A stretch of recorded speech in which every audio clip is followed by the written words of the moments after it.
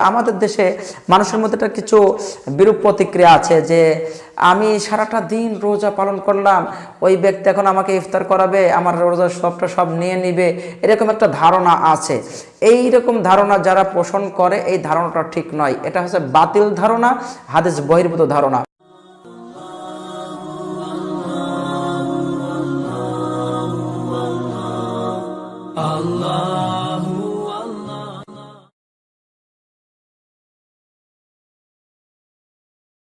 রোজাদারকে ইফতার করা লেগে লাভটা কি?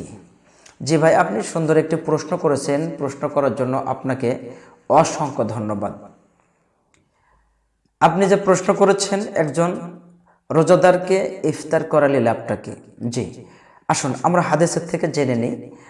একজন রোজাদার ব্যক্তিকে অর্থাৎ সিয়ামরত অবস্থায় ব্যক্তিকে যদি কেউ ইফতার করায় অর্থাৎ ইফতারের সময় যদি ইফতারটা করায় তাহলে লাভটা কি হবে যিনি ইফতার করাইলেন তার।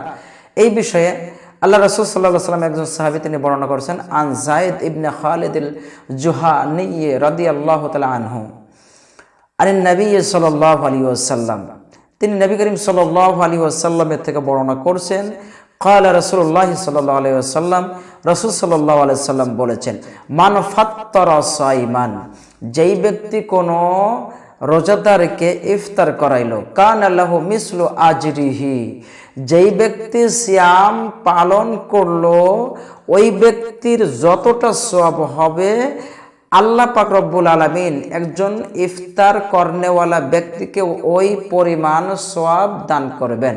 সুবহানাল্লাহি বিহামদিহি গায়রা আন্নাহু লা ইয়ানকুসু মিন আজরি সাইমি শাইউন, আর যেই ব্যক্তিকে ইফতার করানো হলো ওই ব্যক্তির সওয়াবের থেকেও কোনো সওয়াব কমানো হবে না। সুবহানাল্লাহ। এবং তিরমিজি রাহমাতুল্লাহ আলাইহি তিনি হাদিসটিকে হাসান সহিহ বলেছেন।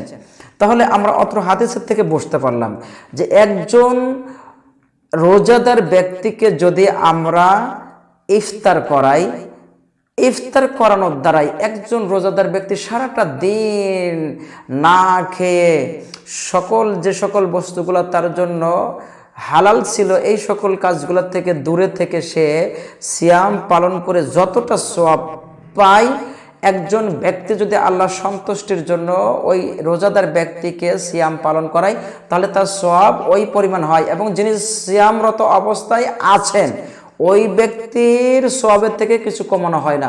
উল্লেখ্য যে আমাদের দেশে মানুষের মধ্যে একটা কিছু বিরূপ প্রতিক্রিয়া আছে যে আমি সারাটা দিন রোজা পালন করলাম, ওই ব্যক্তি এখন আমাকে ইফতার করাবে, আমার রোজা সব নিয়ে নিবে, এরকম একটা ধারণা আছে।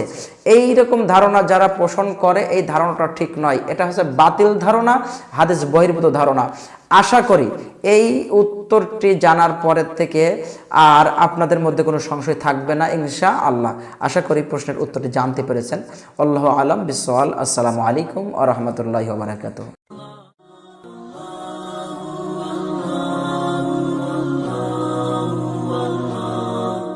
Allah